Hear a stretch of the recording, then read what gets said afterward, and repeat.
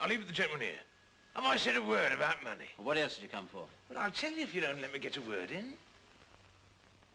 I'm willing to tell you. I'm wanting to tell you. I'm waiting to tell you. You know, Pickering, this fellow has a certain natural gift of rhetoric. Observe the rhythm of his native wood notes wild. I'm willing to tell you. I'm wanting to tell you. I'm waiting to tell you. The Welsh strain in him. How do you know the girl's here if you didn't send her? Well, she sent back for her luggage, Governor, and I heard about it. Luggage? What luggage?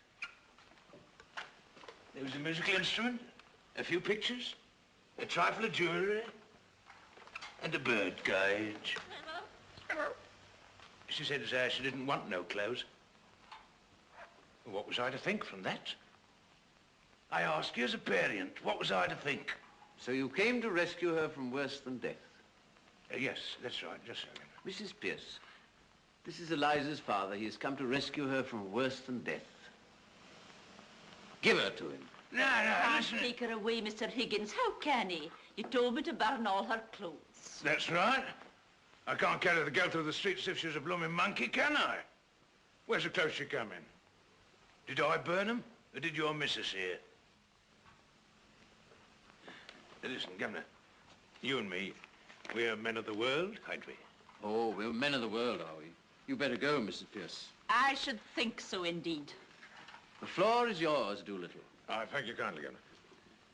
Well, to tell you the truth, I've taken a sort of fancy to you. Well, then. And if you want the girl, I'm not so certain having them back home, but what we mightn't be hoping to an arrangement. Regarded in the light of a young woman, she's a fine, handsome girl. As a daughter, she ain't worth a keep, I tell you straight. All I ask from you is my rights as a father. And you're the last man in the world to expect me to let her go for nothing. You're one of the straight sort, you are. Oh, I can see that. Well, what's a £5 note to you? And what's Eliza to me? I think you ought to know, Mr. Doolittle, that Mr. Higgins' intentions are entirely honourable. Of course they are, Governor. Of course they are. If I thought there wasn't, I'd ask 50. Why, you callous rascal. Do you mean to say you'd sell your daughter for £50? No, not in a general sort of way, I wouldn't. But to oblige a gentleman like you, I'd do a good deal, I do assure you. Oh, have you no morals, man? I can't afford them, Governor. Well, neither could you if you was as poor as me. I don't mean no harm. But if Eliza's going to have a bit out of this, well, why not me, too? As a matter of morals, you know, it's a positive crime to give this chap a farthing. But I do feel there's a sort of rough justice in his claim. That's right, Governor. That's all I say. It's a father's art, as it were. Well, I know the feeling, yet it hardly seems right. No, don't look at it that way, Governor. What am I, Governor's Buff? I ask you, what am I? Well, what are you? I'm one of the undeserving poor. That's what I am. Well, think what that means to a man. It means he's up against middle-class morality all the time.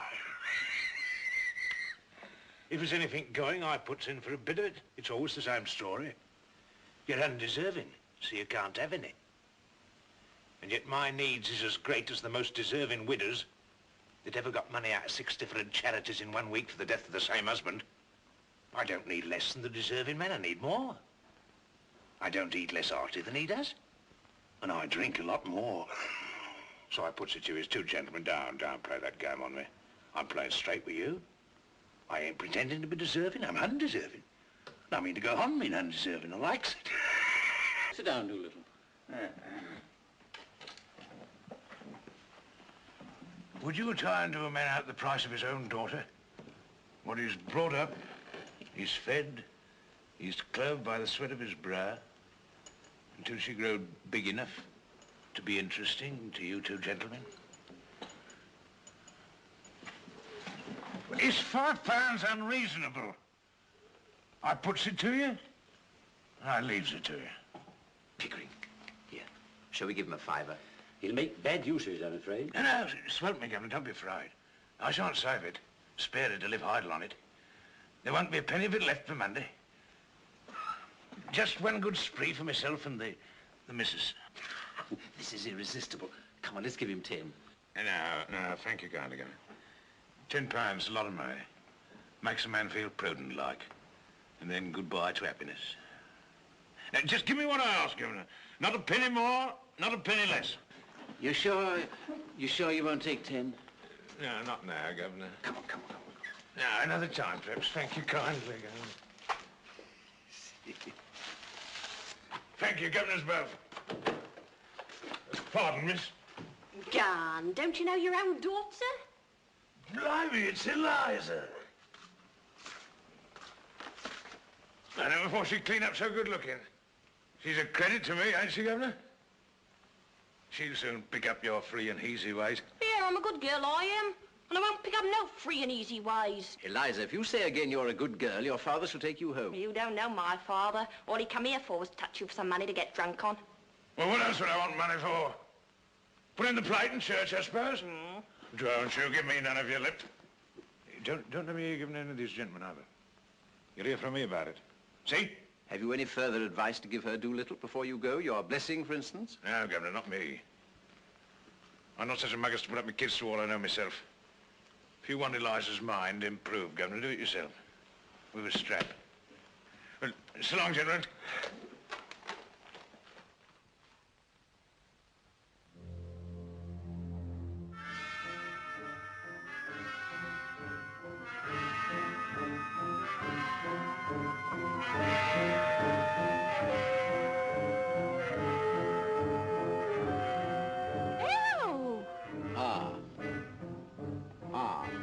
Like father.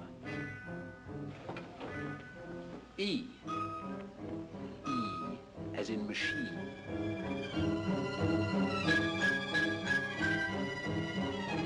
Repeat after me. A. E.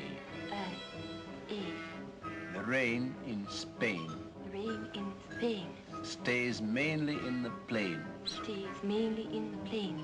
The rain in Spain stays mainly in the plains. The rain in Spain stays mainly in the plains.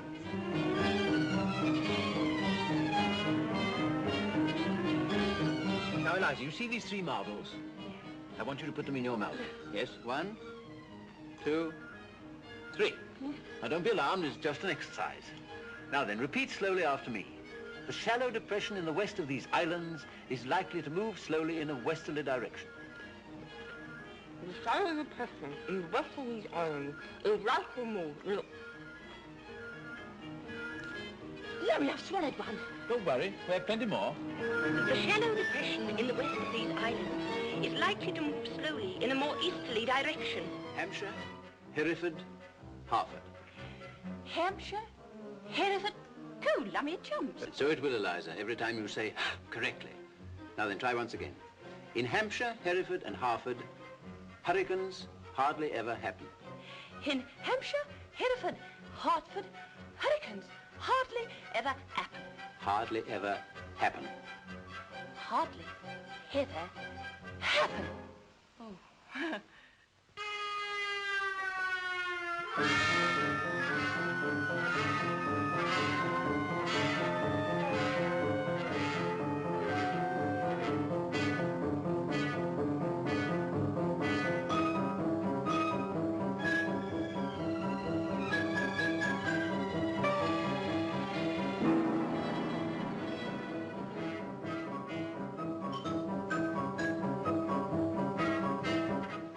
How do you do?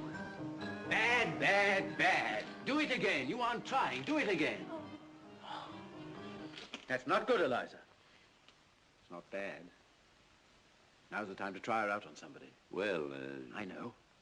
My mother. Henry, Hello, dear. what are you doing here today? This is my at-home day. You promised not to come. Oh, bother. Go home at once. But I just come here on purpose. You see, dear, I picked up a girl. You mean a girl has picked you up? Oh, no. This isn't a love affair. Oh, what a pity. Why? You never fall in love with anyone under 45. Oh, I can't waste my time with young women. They're all such idiots anyhow. You know what you do if you really love me, Henry? Get married, I suppose. No. Stop fidgeting. And take your hands out of your pockets. Don't sit on that table. You'll break it. Come and tell me about the girl. Look here, she's coming to see you this afternoon. Really? I don't remember asking her. Oh, you didn't, and you wouldn't have if you'd known her. Indeed? Why? She's just a common flower.